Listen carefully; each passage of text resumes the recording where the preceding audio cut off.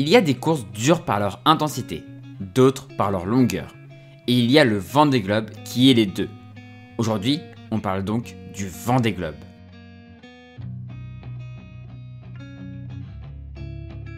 Le Vendée Globe, c'est quoi? C'est un tour du monde à la voile, en solitaire, sans escale et sans assistance. Je vous raconterai l'histoire de cette course dans 2 semaines, car sinon la vidéo va faire 1 heure, tellement celle-ci est riche et passionnante.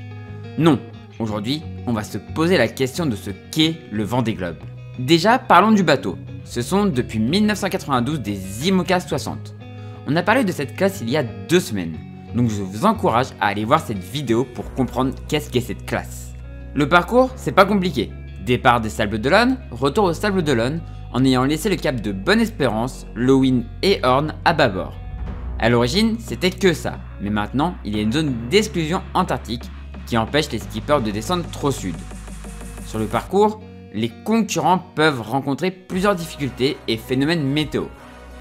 Ils devront par exemple affronter les dépressions de l'Atlantique Nord qui sont parfois violentes en novembre, avant de passer l'anticyclone des Açores qui peut potentiellement leur barrer la route ou leur ouvrir grand la porte des Alizés. Puis vient autour de l'équateur le poteau noir où il peut y avoir aussi bien beaucoup de vent comme pas du tout. Et on peut passer d'un extrême à l'autre en quelques minutes. Puis vient les Alizés de l'Atlantique Sud avant d'arriver à un endroit très stratégique, l'anticyclone de Sainte-Hélène où certains concurrents peuvent être tentés de couper au plus court au risque de tomber dans des calmes, quand d'autres peuvent être tentés de passer très à l'ouest pour attraper les dépressions du sud en premier, mais ça rallonge la route énormément. Tout ça peut ne pas se produire si une dépression ouvre l'anticyclone en 2. Puis après, c'est les mers du sud, les 40e rugissants et les 50e hurlants, avec leurs dépressions parfois très violentes. Ces vagues gigantesques, ces grôleurs, son air et son eau froide. Un endroit où pour y aller, il faut vraiment le vouloir.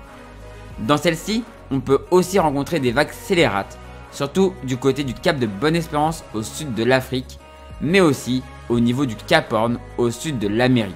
En parlant du Cap Horn, pour beaucoup, c'est une délivrance. C'est enfin la sortie des mers du sud. En cas de besoin, les secours ne sont pas loin, contrairement aux mers du sud. Mais ce n'est pas la fin de la course pour autant, car la remontée de l'Atlantique peut être littéralement un chemin de croix. L'anticyclone de Sainte-Hélène peut vous barrer la route ou des petites dépressions peuvent remonter plus nord la porte des Alizés. Une fois dans les Alizés, le poteau noir se dresse devant vous. Mais généralement au retour, il est plus facile à passer qu'à l'aller car on est plus à l'ouest et plus on est à l'ouest dans le poteau noir, moins il est actif. Je dis bien normalement. Vient ensuite les Alizés de l'Atlantique Nord, où il faut décider de son positionnement pour passer l'anticyclone des Açores. Attention à ne pas aller trop dans l'est, au risque de se retrouver coincé dans pas de vent. Le mieux est souvent de faire le grand tour pour attraper les dépressions de l'Atlantique Nord. Attention par contre, si l'anticyclone des Açores a une dorsale jusqu'à l'anticyclone des Bermudes, l'Atlantique Nord est complètement bloqué et la course pourrait être relancée. Reste ensuite à affronter les dépressions de l'Atlantique Nord qui sont parfois très violentes. De plus, les bateaux et les hommes étant très fatigués, l'erreur ou la casse ne sont jamais très loin. Et c'est enfin le golfe de Gascogne où on peut encore avoir quelques stratégies avant l'arrivée triomphale aux Sables d'Olonne devant un public toujours très nombreux. La course se déroule en solitaire, c'est-à-dire que les concurrents sont seuls à bord durant toute la course.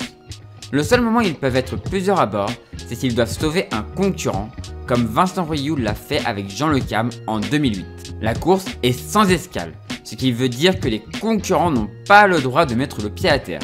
Ils peuvent s'arrêter dans une baie, mais ne doivent en aucun cas descendre sur la terre ferme.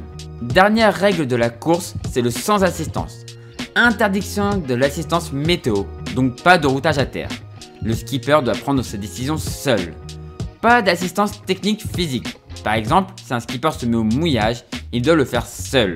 Il n'a pas le droit d'avoir un semi-rigide d'assistance ou une personne qui monte à bord. Par contre, l'assistance médicale est autorisée. Si un skipper se blesse, il a le droit d'appeler le médecin de la course. L'assistance technique est normalement aussi autorisée. Si un skipper casse quelque chose, il a normalement le droit de demander conseil à son équipe. En même temps, vu la complexité de ces bateaux, ça n'a rien d'étonnant. Ils ont le droit d'appeler les proches à terre pour prendre des nouvelles, mais jurent sur l'honneur que ce n'est pas pour avoir des infos. Les concurrents ont le droit de communiquer avec la Terre et savent s'en servir. C'est assez drôle d'imaginer que parfois le skipper vous dit que tout va bien alors que 5 minutes avant il était peut-être en vrac. Ça fait partie de la stratégie de certains concurrents de ne jamais parler de leurs problèmes pour ne pas donner d'infos sur le potentiel de leur bateau. Si on les écoute, tout va toujours bien et seules les équipes techniques sont au courant des problèmes. Comme dit Michel Desjoyaux, le seul double vainqueur du Vendée Globe, l'arme psychologique est une arme redoutable et il faut s'en servir.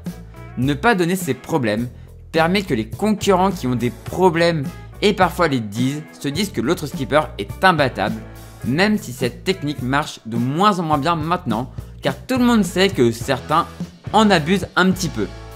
Michel Desjoyaux avait une autre arme psychologique. Il lâchait des petites phrases un peu moquantes sur les concurrents pour les énerver et les atteindre. Et sur certains, ça marchait plutôt bien, même si ces derniers ne lui en voulaient pas, car il savait que ça faisait partie de la technique des joyaux. Le Vendée Globe se déroule tous les 4 ans depuis 1989 et la course a vu de nombreuses évolutions techniques arriver, comme les bateaux en carbone, les foils, les quilles et mâts basculants, ou encore les étraves rondes. Elle est sans doute la course à la voile française la plus connue au monde. Tous les 4 ans, les Sables d'Olonne accueillent des milliers, voire des centaines de milliers de personnes, et notamment beaucoup d'étrangers. Le Vendée Globe, c'est aussi une grosse couverture médiatique, que ce soit à la télé, dans les journaux, mais aussi sur internet via les réseaux sociaux, le site internet, mais aussi Virtual Regatta, qui permet au public de faire le Vendée Globe virtuellement depuis chez eux. C'est aussi de belles histoires entre les marins, des histoires de sauvetage, de dévouement, mais aussi de batailles parfois à vue au beau milieu des océans les plus hostiles de la planète. C'est aussi une course qui fait passer les marins par tous les états, du stress, de la joie, des larmes et même parfois la peur. À terre, le public peut aussi ressentir des joies, mais aussi des peurs quand un skipper a une avarie grave ou qu'il est dans des conditions violentes, mais le public peut aussi ressentir la tristesse quand un marin disparaît, ce qui fut le cas pour la dernière fois en 1997 avec Jerry Roof. Le Vendée Globe, c'est aussi une extraordinaire aventure, car même si c'est une course, la longueur fait qu'au final, il y a toujours une grosse part d'aventure et d'inconnu. C'est une course qui me passionne depuis 2008, même si je l'ai découvert en 2004. C'est une course passionnante à suivre. Comptez sur moi pour vous la faire suivre dans les actus larges des prochains mois. Voilà, c'est la fin de cette vidéo sur le Vendée Globe, qui est vraiment ma course préférée. Si elle vous a plu, on fait briller le pouce en l'air, n'hésitez pas à commenter et à partager. Et je remercie tous ceux qui se sont déjà abonnés à cette chaîne, c'est super gentil, ça m'aide énormément à monter. Donc merci infiniment, et si vous l'avez toujours pas fait, n'hésitez pas à vous abonner pour rejoindre ma communauté. Et du coup, moi je vous dis à la prochaine pour une prochaine vidéo sur cette chaîne, ou sur une de mes autres chaînes, ou pour un live sur Twitch et YouTube. Et du coup, ciao tout le monde, ciao ciao ciao.